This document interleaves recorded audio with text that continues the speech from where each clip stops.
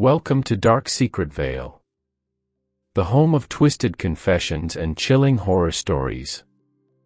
Tonight, we pull back the veil not on modern nightmares, but on historical horrors.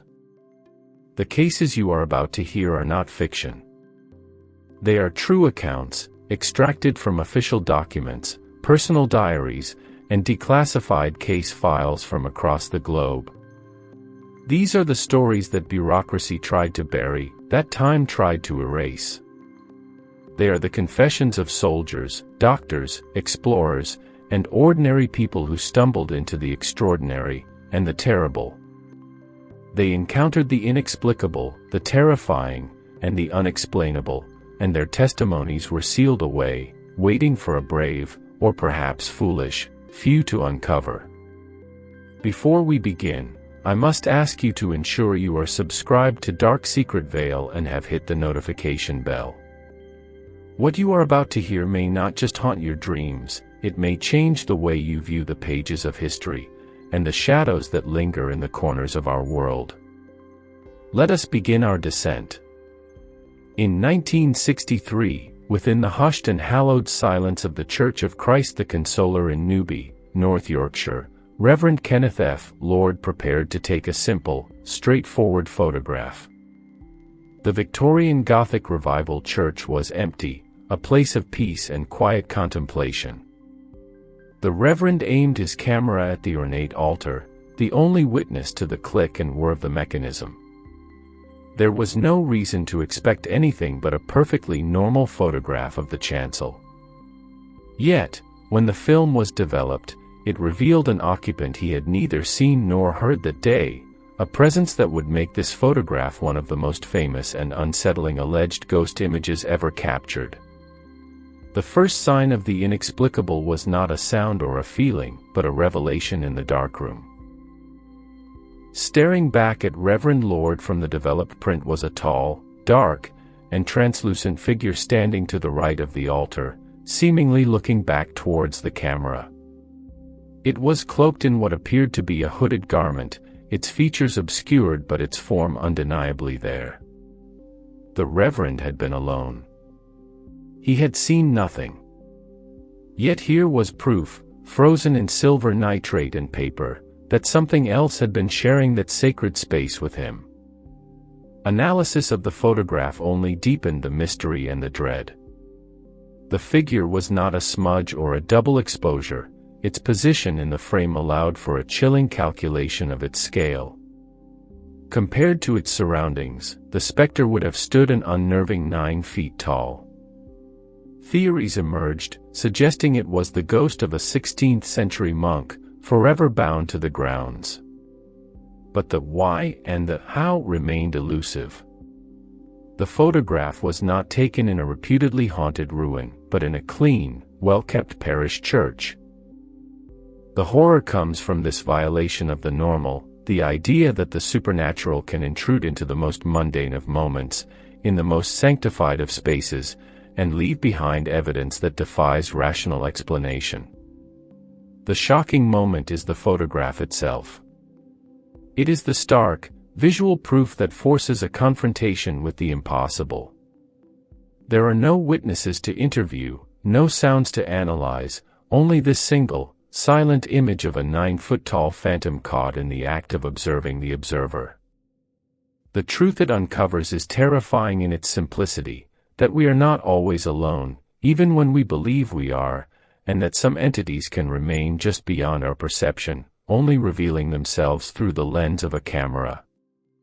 The photograph was examined and debated, but no definitive, mundane explanation was ever universally accepted. It remains a cornerstone of paranormal research, a piece of evidence that cannot be easily dismissed. For Reverend Lord, the experience was undoubtedly life-altering, a permanent fissure in his understanding of reality. The photograph is a permanent record of an encounter with the unknown, a secret the church itself gave up, but only to a piece of film. This moment wasn't a breakthrough, it was a reminder that some things are better left unphotographed. In the early 1600s, in the English village of Botsford, The Grand Belvoir Castle was the seat of the Earl of Rutland. Working as servants in the castle were Joan Flower and her two daughters, Philippa and Margaret. They were unpopular, distrusted by the other staff, and seen as outsiders. The air in the castle was thick with suspicion, a common enough feeling in any large household, but here, it would fester into something far darker. The mundane resentments of servant life were about to be twisted into a narrative of supernatural revenge that would end in tragedy and be set in stone for centuries. The sisters were dismissed from their posts at the castle, accused of theft. Humiliated and angry, they are said to have sworn a terrible revenge against the Earl and his family. It was then that the whispers truly began. The misfortunes that are part of any life were no longer seen as random. When the Earl's two young sons fell ill and died, the community had a ready-made explanation that went beyond mere disease. The deaths were too sudden, too tragic, and too convenient for the wronged servants. The finger of blame was pointed directly at Joan Flower and her daughters, accused of using witchcraft to murder the heirs. The fear grew from a whisper to a roar. The Flower women were arrested and taken to Lincoln for trial. Under pressure, and perhaps torture, a confession was extracted.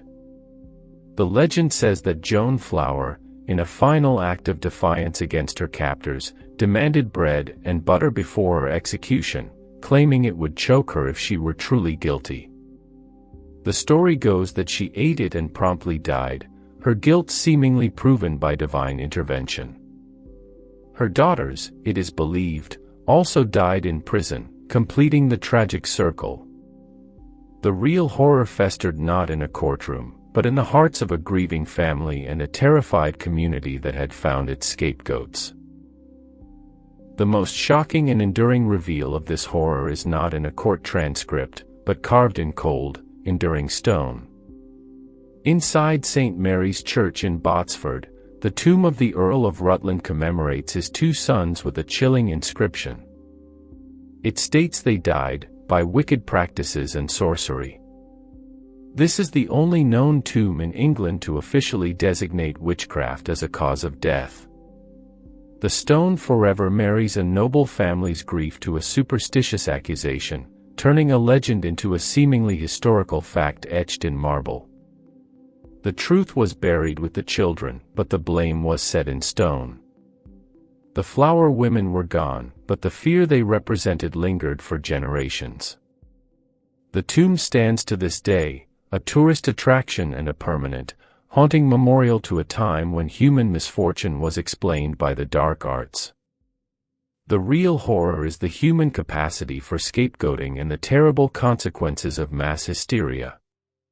A family's personal tragedy became a public saga of witchcraft, showing how grief and fear can curdle into a weapon.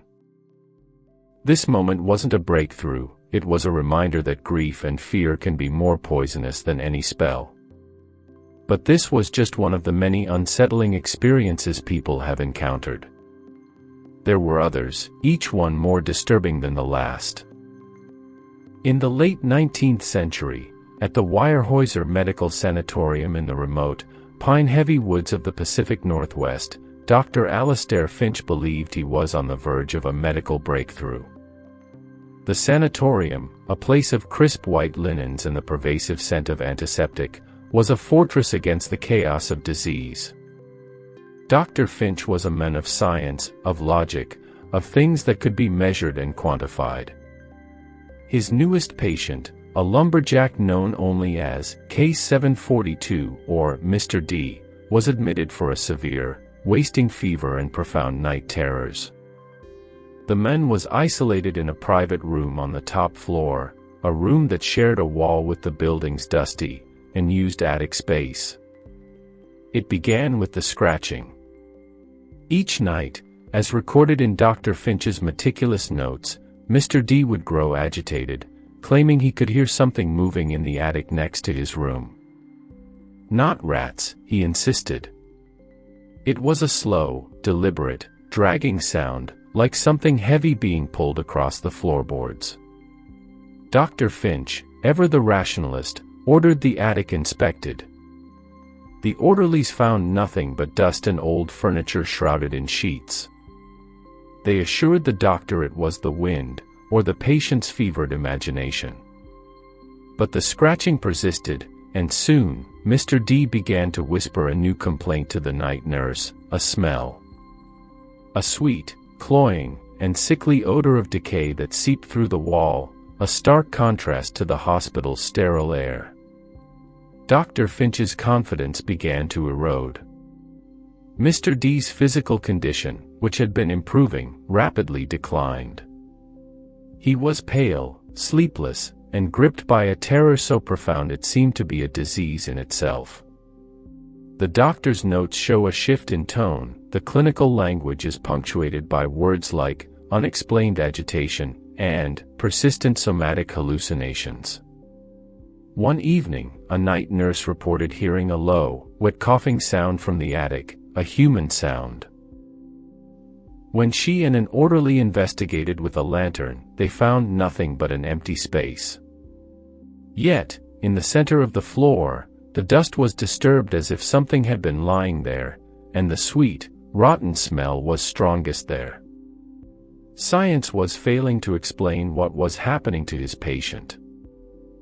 The reveal came on a rain-lashed night. Mr. D was found in a catatonic state, his eyes fixed on the wall to the attic. Dr. Finch, desperate, ordered the wall to be partially dismantled. Behind the plaster and lathe, nestled within the insulation, they found it, a desiccated human corpse. It was a male patient who had disappeared from the sanatorium over a year prior, a victim of a tuberculosis outbreak that had been hastily and poorly contained. The body had been walled up in a panic, forgotten by the staff, and left to decay in the dark, confined space just inches from where dozens of patients had since slept. The scratching had been the settling of remains, the smell, the final emanation of a life improperly ended. The coughing the nurse heard. Perhaps the building itself, finally exhaling its secret. Mr. D never recovered. He was transferred to a state asylum, lost to his own mind. Dr. Finch resigned from his practice shortly after, his faith in a logical, orderly universe shattered. The official report cited a tragic administrative error, but the whispers among the staff told a different story, a story of a building that had become a tomb, and a ghost that didn't haunt with apparitions, but with the slow, physical horror of its own rotting presence. The sanatorium was closed not long after. This moment wasn't a breakthrough, it was a reminder that the most terrifying ailments are sometimes not in the patient, but in the walls around them. October 12, 1968. The Soviet ballistic missile submarine K-189 was running a silent, covert patrol deep beneath the ice-choked waters of the Arctic Ocean. Inside the steel belly of the boat, the world was a symphony of muted sounds, the constant hum of the reactor, the hiss of circulating air, the faint beeps of sonar. The crew of 88 men were professionals, cut off from the sun and the world above, their lives dependent on the integrity of their vessel and the chain of command. The mission was one of utmost secrecy, a tense game of cat and mouse in the freezing dark. The first deviation from the norm was a routine communication check that was missed. Naval Command in Murmansk noted the silence but was not immediately alarmed. Radio silence was common during sensitive operations. But when the next two scheduled check-ins also passed with only static, a low-grade concern began to simmer. Then, a nearby American listening post, monitoring Soviet military traffic, intercepted a fragmented, faint signal. It was from the K-189. The transmission was weak and chaotic, but one word, repeated twice, was clear enough to be understood by the baffled American linguists. Please. A desperate, clandestine search began.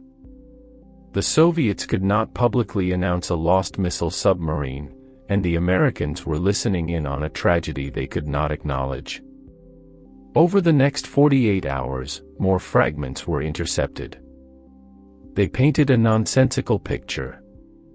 There were sounds of conflict, shouts, a single, muffled gunshot. There were technical terms, garbled and frantic, mentioning pressure and hull integrity. But layered over it all, recorded for posterity on a reel-to-reel tape in a Virginia listening station, was another sound, a deep, resonant, and metallic banging that came from outside the submarine's hull. It was a rapid, repeating pattern that did not match any known mechanical failure or sea creature. It sounded, one analyst would later confide in his diary, like someone, or something, knocking. The final transmission was the shortest and most chilling. The signal cleared for just 3 seconds. A young Soviet sailor's voice, cracked with sheer, unadulterated terror, screamed a single, clear sentence into the microphone: "He has opened the hatch." This was followed by a deafening roar of inrushing water, a final, concussive crunch of metal, and then, eternal silence. The K-189, and all 88 souls aboard, were gone. The official Soviet report would later claim an accidental reactor scram and a catastrophic failure, but it could never explain the final, panicked words, or the frantic banging from the abyss. The wreck of the K-189 was never recovered. The incident was buried by Soviet authorities and remained a classified mystery for decades. The American tapes were filed away, marked as an anomaly. For the families of the crew, there were no bodies to bury, only a state-sanctioned story that felt incomplete. The horror of the K-189 is not just the terror of a sinking ship, but the profound, existential dread of dying alone in the absolute dark, with something knocking on the door from the outside, and the final, incomprehensible realization that it had managed to get in. This moment wasn't a breakthrough, it was a reminder that the deepest waters hide the darkest secrets, and sometimes, the abyss knocks back. But this was just one of the many unsettling experiences people have encountered. There were others, each one more disturbing than the last.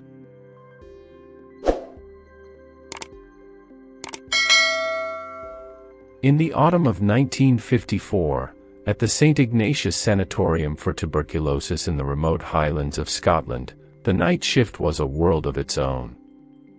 The ward was a long, narrow canyon of shadows, illuminated only by the faint, green glow of night lights above the beds. The air was thick with the scent of carbolic disinfectant and the labored, rhythmic breathing of 30 sleeping patients. Nurse Agnes Pettigrew, a woman of sturdy disposition and 20 years of experience, presided over this quiet kingdom of the sick. Her routine was as steady as a heartbeat, the soft squeak of her rubber-soled shoes on the linoleum, the checking of charts, the gentle adjustment of an oxygen mask. It was a place of science, of routine, of measured hope against a relentless disease. Until the night the pattern broke. It began with bed 14.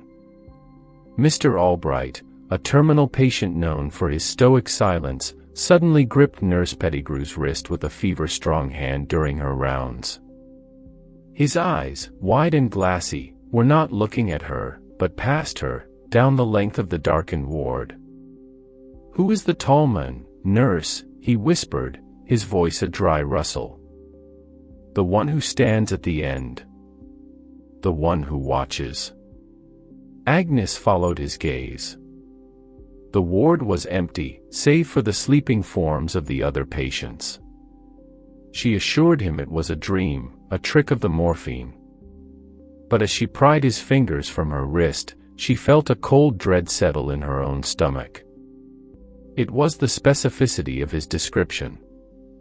A tall man. Standing at the end. Watching. The following night, it was the woman in bed 7. "He's back, the tall fellow," she murmured, refusing to look up from her pillow. He doesn't move. He just waits. Nurse Pettigrew's professional composure began to crack. She started to see movement in the periphery of her vision, a tall, dark shape receding into the shadows at the far end of the ward whenever she turned her head. The temperature would inexplicably drop in that one spot, a pocket of winter in the sterile air. She began timing her rounds to avoid looking down the central aisle for too long. The fear was no longer just in the patients, it was in her, a cold stone of certainty that something was sharing the ward with them.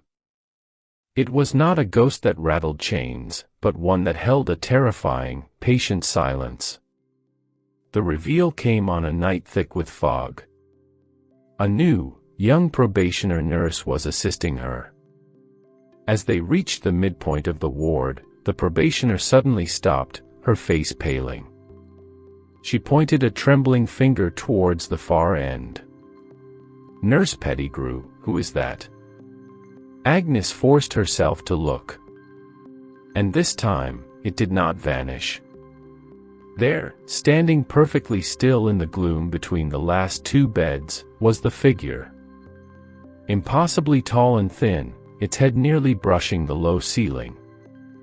It was shrouded in what seemed to be a dark, heavy cloak, and its face was a mere suggestion of shadows. It was not looking at the patients in the beds beside it. It was not looking at anything in the room. Its entire attention was fixed directly on Nurse Agnes Pettigrew. It had been watching the patients.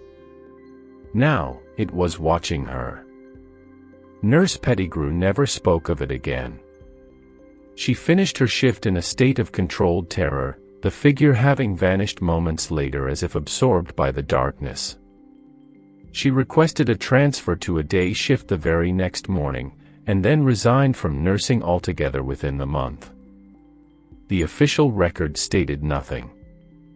But the unofficial story, passed down through generations of nurses at St. Ignatius, is that the watcher was not tied to a person, but to the ward itself, a manifestation of the terminal nature of the diseases treated there.